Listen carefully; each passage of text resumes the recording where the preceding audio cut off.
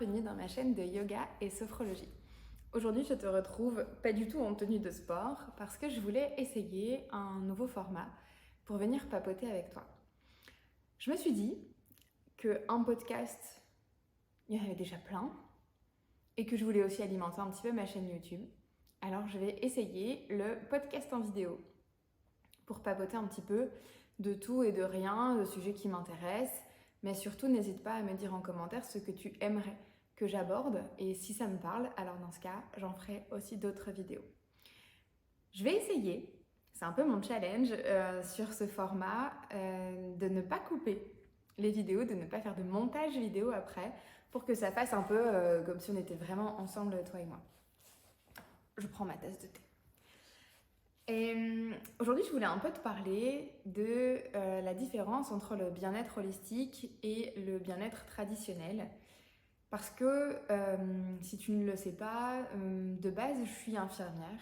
Donc j'ai travaillé longtemps à l'hôpital, puis je suis partie en domicile. Et du coup, j'ai été très fortement en début de carrière dans ce bien-être un peu traditionnel, où on va prendre en charge un symptôme. On va dissocier un peu le symptôme corporel de son lien potentiel avec l'esprit ou avec les énergies et on va donner un médicament pour régler le symptôme. Je grossis le trait. Et je suis tombée dans le bien-être holistique. C'est-à-dire que je fais le lien entre le corps, l'esprit, le mental, les émotions. Enfin voilà, je pars du principe qu'un être humain est un tout et qu'on ne peut pas prendre une partie de son problème sans régler et sans comprendre en fait d'où il vient et comment il fonctionne et jusqu'où il va, jusqu'où il tient, de où finalement est né ce problème. Et donc c'est comme ça que d'infirmière, je suis passée à sophrologue.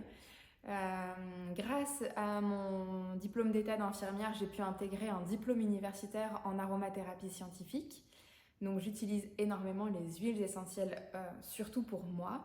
C'est vrai que je le fais très peu, on va dire que je ne fais pas de consultation complète d'aromathérapie, mais par contre, quand on vient me voir pour un problème de stress, de sommeil, de réveil multiple, etc., j'aime bien associer les huiles essentielles. Même avec les enfants, je connais bien mes bases d'huiles essentielles et voilà, quand j'ai eu un petit gars qui n'arrivait pas à dormir ou en tout cas qui se réveillait beaucoup la nuit, on a fait des ancrages olfactifs avec les huiles essentielles pour faire perdurer en fait un état de bien-être qui vient en sentant l'huile essentielle. Et j'ai forcément pris une huile essentielle qui lui est confortable et qui l'apprécie à l'odeur, mais aussi une huile essentielle qui a des effets recherchés sur le sommeil et sur l'endormissement. Donc voilà, donc du coup infirmière, sophrologue, aromathérapeute, diplômée d'aromathérapie scientifique. Je suis professeure de yoga, je suis technicienne en yoga sophro grâce à la technique de Mila Parvati que vous pouvez retrouver sur les réseaux sociaux. J'ai créé un oracle de développement personnel. J'utilise le tarot aussi, oui.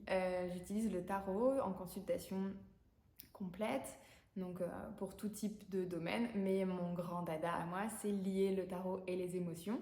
Et donc d'aller chercher d'où vient ton émotion, pourquoi elle est là, comment ça se fait. Finalement, si tu me dis qu'elle est ancrée là depuis hyper longtemps, et ben on va aller chercher justement la racine de cette émotion. On va remonter pour comprendre et surtout pour comprendre comment dans le passé elle t'a influencé, comment elle influence encore ton présent et surtout comment t'en libérer et entre guillemets retirer les chaînes qui te lient à cette émotion. Voilà. J'aime énormément travailler les émotions, je suis une hypersensible au potentiel émotionnel, donc je connais bien le sujet des émotions et de la complexité qu'elles peuvent avoir parfois. Donc voilà, n'hésite pas à me dire si tu as envie que je parle d'autres choses. Là, il va y avoir un montage, je crois. J'avais dit que j'essaierais de pas le faire, mais un peu perfectionniste sur les bords. Oublions-le, tu me diras si tu veux que je parle d'autre chose.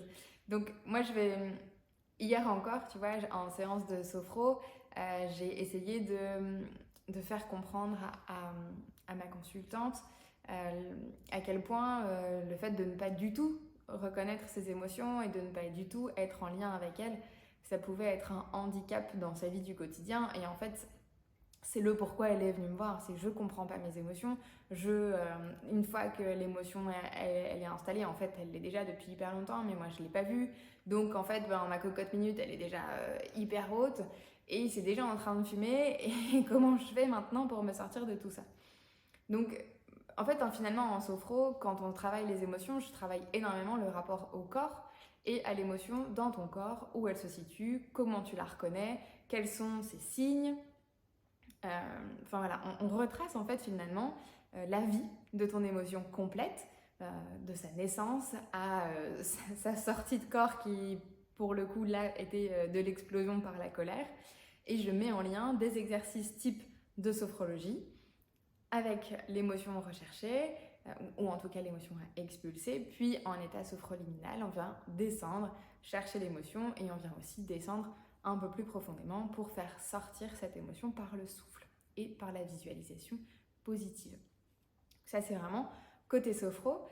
Côté aroma, je vais venir chercher des huiles essentielles qui sont calmantes, sédatives, donc sédatives à un tout petit niveau, attention, qui viennent reposer le système nerveux central. En yoga, on a forcément aussi des postures qui viennent calmer le mental, qui viennent adoucir ce système nerveux central également. Et avec le tarot, comme je te disais tout à l'heure, on vient chercher la naissance de ton émotion et on vient chercher aussi les actions à mettre en place pour t'en libérer. Et comme je l'ai mis dans un de mes petits posts Insta et Facebook, j'ai aussi une autre corde à ma harpe et non pas à mon arc. J'utilise aussi énormément les bols tibétains en massage, donc directement sur le corps. Je les tape, je les tourne dans un certain protocole pour vérifier déjà lesquels de tes chakras sont ouverts, fermés, lesquels ont besoin de travailler et comment se libérer, et donc du coup aussi en libération émotionnelle. Voilà.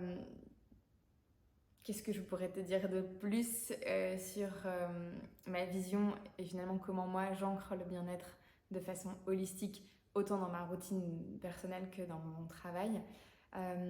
C'est vrai que j'organise aussi des retraites, des séjours bien-être. J'aime bien les appeler bien-être parce que je ne fais pas que du yoga.